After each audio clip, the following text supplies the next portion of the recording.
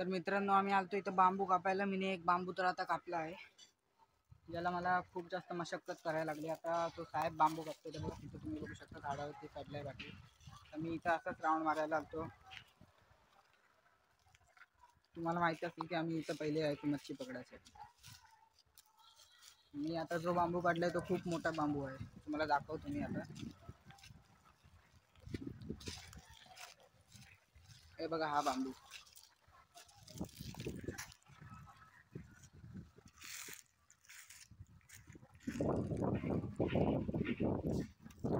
आणि तो साहेब बघा तिथं वरती चढलाय बघा. पण काय तो बांबू तोडायला खूप लय वेळ लागतो, कारण की आमच्याकडे मोठा चाकू पण नाही. तो एक बारका असा ठोके आहे त्या चाकूला, तो चाकू आणला मी आरीसारखा. आता बघू तो बांबू तोडून मग जे असे एक एक एक एक लाईन काढायला लागेल. तर मित्रांनो, तुम्ही बघू शकता आता मी एक अशी काठी बनवली आपले फिशिंग रॉड ठेवायसाठी, ती तुम्हाला दाखवतो. बघा मित्रांनो, ही काठी मी बनवली, म्हणजे बघा तुम्ही बघू शकता कशी आहे.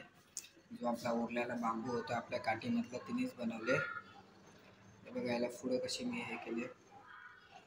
अरे झूमच होत नाही याला, म्हणजे जर आपण जर असा याला ठेवला नाही तर बघा रॉड एकदम ठेवायसाठी कम्प्लीट बरोबर आहे.